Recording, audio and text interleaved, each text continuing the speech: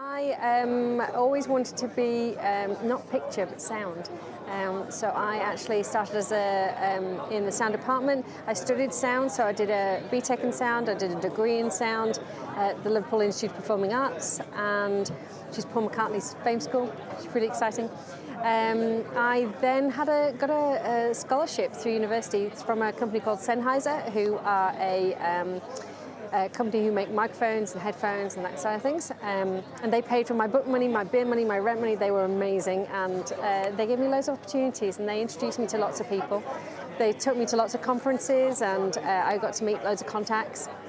But the best thing about it was I got to do work experience that I guess was not paid for, but at the same time subsidised by them. So I did lots of work experience all across all different types of industries. Eventually settled on sound for film, and just did various different bits of work experience, but ended up at Shepperton Studios. And from there I met a fantastic woman called Jessie Thiel, who employed me on Harry Potter. I think it was Harry Potter 2, I believe. And I went on as a runner and a sound assistant editor, and I went and moved up through the ranks. So I worked in the early 2000s on lots of those really massive $150 million plus movies in the sound editorial department, working on with Oscar winners and BAFTA winners, sound designers who were genuinely, at the top of their game, and it was fascinating to watch. However, I didn't really enjoy it. So the more I kind of got into being a sound editor and kind of going up the food chain, I guess you could say, I realised I didn't want to sit in a room by myself and just edit sound. I wanted to be talking to people and doing deals and negotiation and out in the daylight.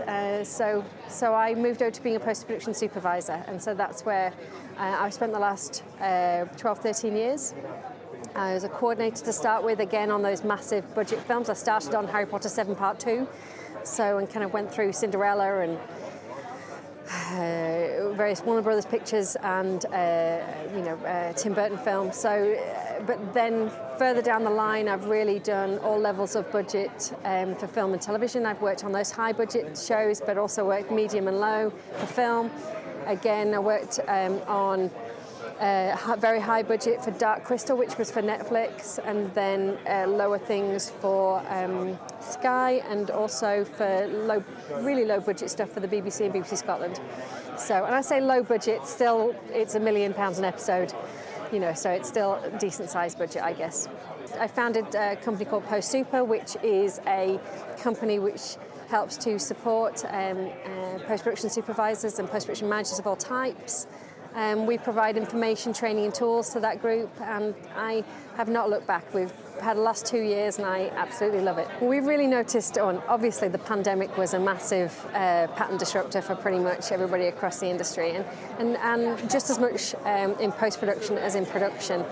We really have had to pivot and use tools which actually already existed. All the tools that we fixed our problems with throughout the pandemic were tools that were already created. We just hadn't really turned our heads to look at them.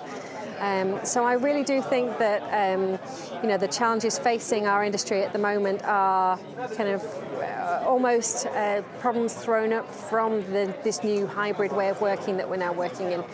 How do we plan for hybrid? How do we plan for hybrid workflow so that you have people in the office, out of the office? And what does that mean for bringing new people into the industry? We have a massive amount of work happening at the moment. Kind of high-end television has exploded. There is a huge amount of work out there, and I think that the crews that we need, some of them are remote, some of them are from different areas. But how do we bring them in? How do we train them? And I think the training thing is actually a really important thing at the moment, and that's one of the key challenges I see as in this new remote hybrid workflow. How do we make sure that everybody is kept up to date, kept in the loop, kept informed, but also we keep training people and keep pushing people forward?